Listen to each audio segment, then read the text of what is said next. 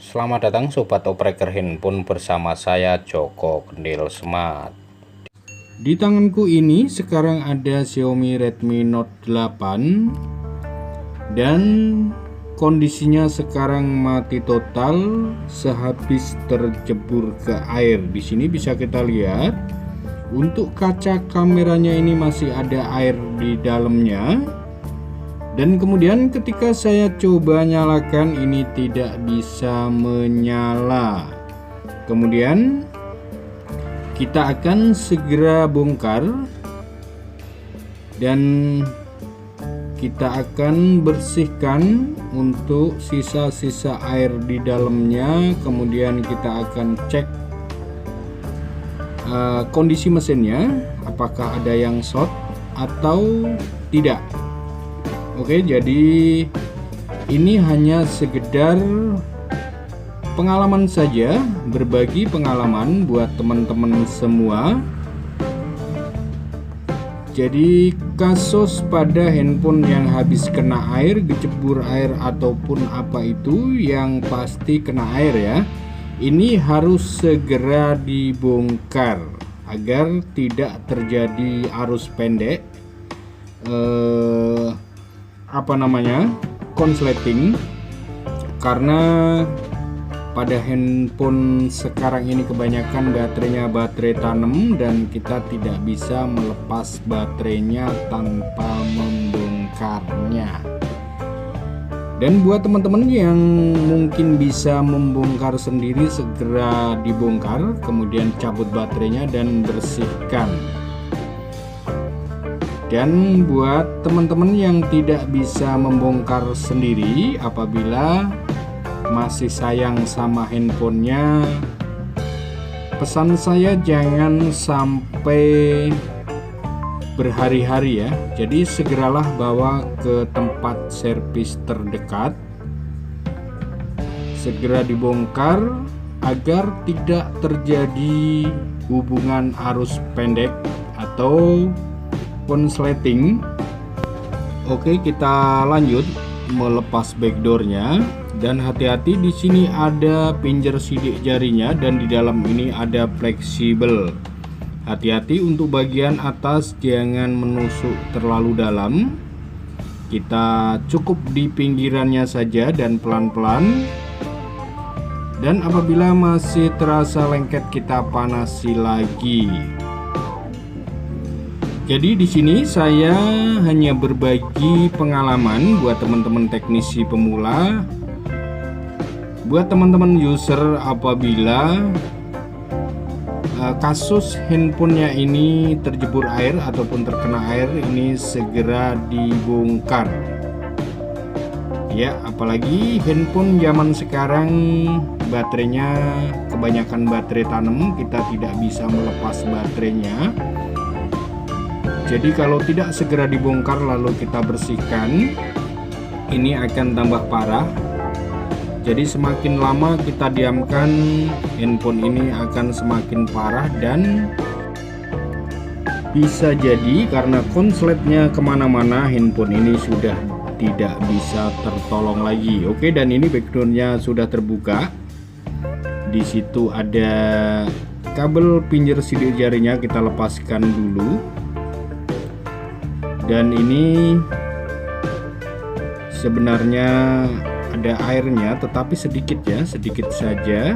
Dan yang kelihatan banyak ini pada kaca penutup kameranya saja. Oke, langsung kita segera bongkar kaleng penutup mesinnya. Jadi pesan saya buat teman-teman user apabila mendapatkan handphone yang kejebur air, kalau Anda tidak bisa membongkar sendiri, lebih baik segera bawa ke tempat servis terdekat. Itu pun kalau kalian masih sayang sama handphonenya. Karena semakin lama didiamkan, ini akan tambah parah, bahkan akan terjadi konsleting di mana-mana dan tidak bisa diservis ya, atau tidak bisa diselamatkan. Oke, kita lepas. Oh, mental, ini lompat penutup mesinnya. Kemudian kita lanjut. Ini kameranya ya. Di situ ada beberapa kamera. Jangan lupa kita lepaskan dulu untuk soket baterainya dan kemudian lanjut. Ini ada soket kameranya, ada 4 ya. Jadi yang satu masih nempel di mesin untuk kameranya. Kemudian untuk fleksibel lainnya ini LCD, dan kemudian yang tadi itu fleksibel papan bawah kita lepaskan dan kita akan lihat. Kita cek dulu satu persatu. Ini masih lumayan bersih ya, cuma ada hitam-hitam sedikit, dan ini belum terjadi korosi, hanya kotor saja. Dan mudah-mudahan tidak sampai putus jalur. Kita bersihkan menggunakan thinner, kemudian kita sikat seperti ini. Kita gosok dengan sikat.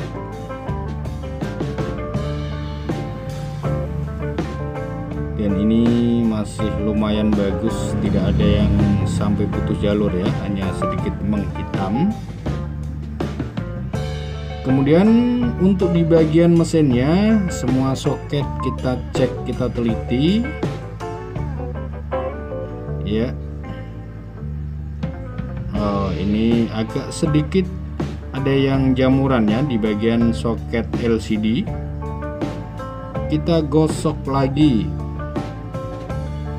Jadi pastikan semua soket ini aman, tidak ada yang korosi ataupun yang kotor. Kita bersihkan saja semua.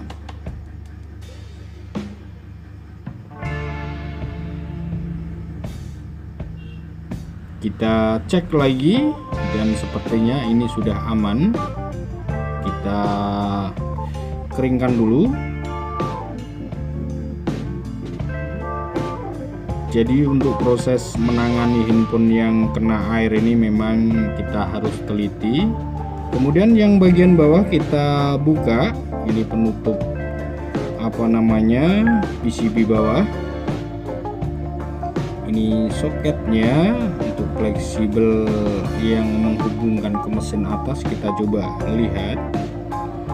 Kita bersihkan saja dan pastikan semuanya tidak ada yang kotor atau korosi. Kita keringkan lagi, kemudian kita pasang lagi. Ini LCD, soket fleksibel bawah kita pasang, dan kemudian coba kita cek tegangan apakah ada yang konslet. Ini sepertinya aman, tidak ada yang konslet. Tegangannya normal.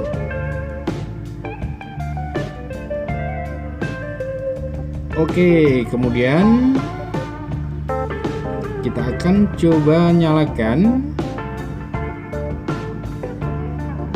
apakah handphone ini, dan menyala ya. Mantap jiwa sobek mota, ini sudah bisa menyala. Kemudian kita akan fokus di bagian kamera. Ini di kaca pelindung kameranya ini masih banyak air ya. Kita akan bersihkan. Kita coba ini cara melepasnya bagaimana, sebentar. Kita harus pelan-pelan, kita harus cari celah. Apakah bisa kita congkel menggunakan cutter seperti ini, pelan-pelan saja. Sambil kita menunggu ini masih loading, kita fokus di kameranya, pelan-pelan kita cari celah agar lensa kameranya ini tidak rusak ketika kita congkel. Oh, ternyata si Note 8 sudah menyala. Coba kita tes touchscreen-nya. Oh, masih berfungsi ya. Ini menggunakan sandi, kita coba di panggilan darurat dan masih berfungsi dengan bagus ya. Tetapi di dalam LCD ada bercak air banyak sekali ya. Oke, kita biarkan saja. Yang penting handphonenya sudah menyala. Kita fokus lagi pada kameranya. Ini kita congkel pelan-pelan, jangan sampai lensanya rusak. Dan ini sepertinya bisa kita lepaskan. Yang penting kita pelan-pelan saja. Oke, dan sudah bisa terlepas ini.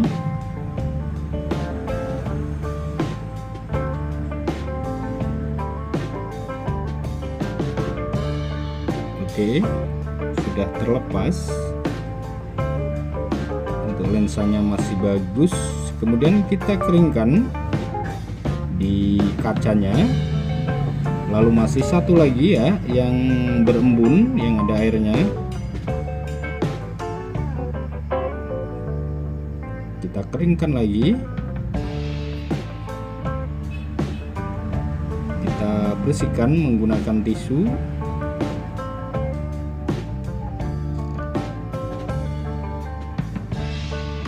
Terlepas. Sebentar, kita bersihkan lagi dan pastikan bersih. Untuk kamera yang satu yang masih menempel bersih ya, tidak ada ini apa airnya, tidak usah kita lepas. Kemudian setelah bersih kita pasang lagi.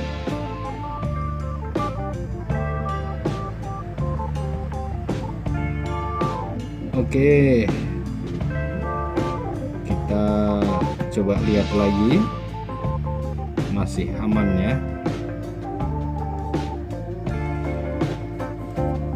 Kemudian untuk perlengkapan lainnya kita bersihkan saja. Kita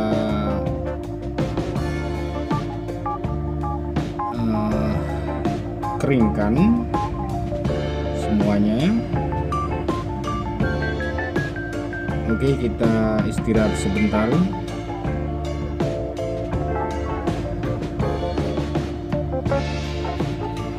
Kemudian kita akan coba lanjut colok casannya, apakah bisa mengecas. Dan ini bisa mengecas ya, mantap. Coba cabut, pasang kembali. Dan oke. Kemudian sampai di sini kita matikan saja. Lalu kita akan bongkar mesinnya. Kita lihat yang bagian dalam atau bagian bawah ya. Takutnya ada genangan air juga. Kita lihat, kita cek, kita teliti, kemudian kita bersihkan dan kita keringkan. Ini ada baut pengunci PCB-nya, ada 2 baut, kita lepaskan saja.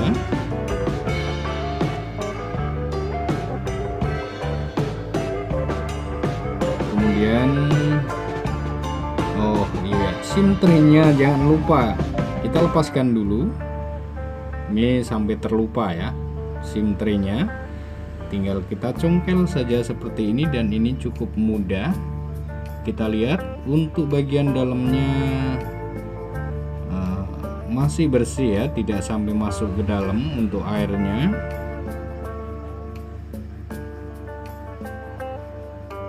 Oke, kita bersihkan semua. Ini soket kamera yang satunya, terus ini soket kamera juga lagi, kamera selfie-nya kita buka, bersihkan, keringkan.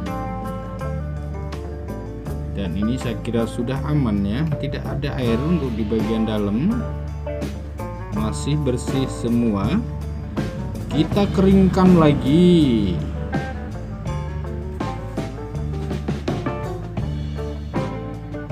Jadi di sini kita hanya berbagi pengalaman saja mengatasi handphone Xiaomi Redmi Note 8 yang kasusnya kejebur air. Kemudian posisinya mati total, dan kita hanya membongkar, kemudian kita bersihkan, kita keringkan, dan handphone ini tadi bisa kita lihat sendiri bisa nyala kembali. Dan ini syaratnya tidak lama ya, jadi maksud saya tidak didiamkan berhari-hari kemudian kita bongkar. Jadi kita harus segera bongkar ketika handphone kita terkena air, harus segera kita bongkar. Dan buat para user yang tidak bisa membongkar handphonenya, sekali lagi saya sarankan segera bawa ke tempat servis terdekat agar dibongkar oleh teknisinya, kemudian bisa dibersihkan, dikeringkan, dan ini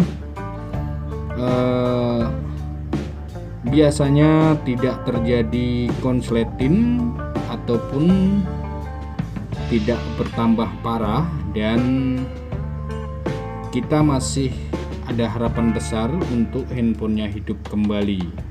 Kita rapikan dulu semua. Ini untuk kameranya sudah kita pasang dan perlengkapan semua sudah kita pasang. Kemudian kita pasang dulu untuk yang bagian bawah, kita baut kembali.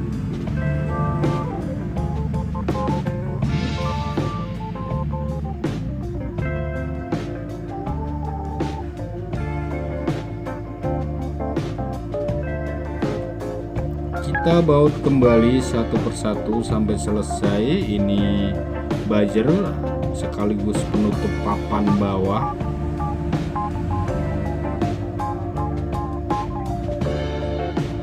Oke, kemudian kita fokus di bagian atas. Untuk baterainya kita pasang, ini soket baterainya kita pasang kembali, dan kemudian mesinnya kita tutup kembali. Kita rapikan. Ini ada sedikit ngeganjel ya, sebentar.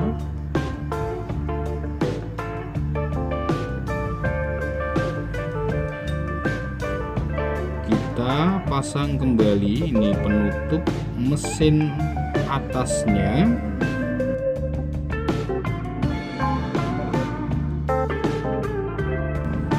Pastikan rapat, tidak ada yang renggang, dan kemudian kita baut kembali.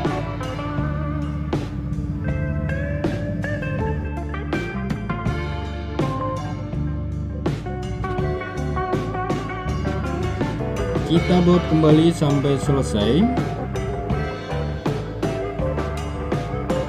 dan sehabis ini kita bisa lanjut mengelem backdoornya.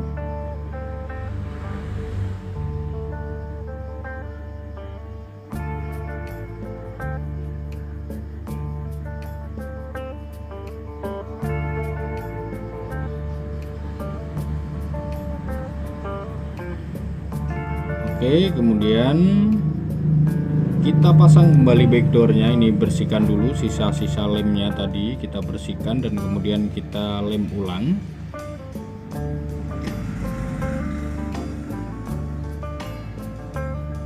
Kita kasih lem sedikit saja di pinggirannya saja.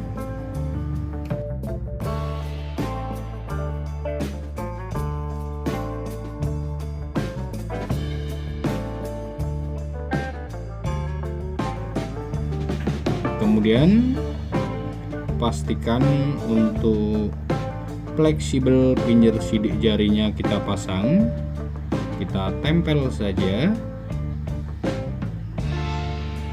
Oke, kemudian kita tutup kembali. Kemudian agar lemnya ini bisa rapat, kita ikat saja menggunakan karet, dan sebelumnya kita bersihkan untuk sisa-sisa lemnya.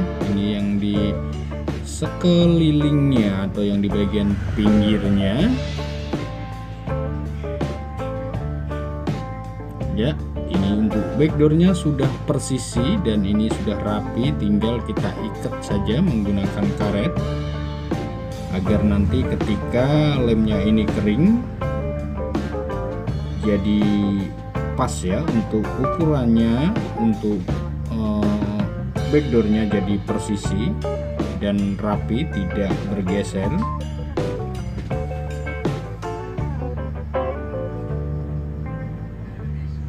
Oke, coba saya akan nyalakan dan masih menyala ya. Oke, kemudian kita tunggu sekian menit, lalu nanti kita akan buka karetnya. Dan ini mungkin ada 30 menit ya. Kita buka saja karetnya. Dan ini sudah selesai, backdoornya sudah rapi dan lemnya ini sudah kering ya. Oke, sekali lagi kita akan tes untuk touchscreennya dan ini masih berfungsi dengan bagus. Oke, sekian dulu, terima kasih dari saya Joko Kendil Smart, semoga ini bisa bermanfaat. Akhir kata dari saya, salam opreker handphone.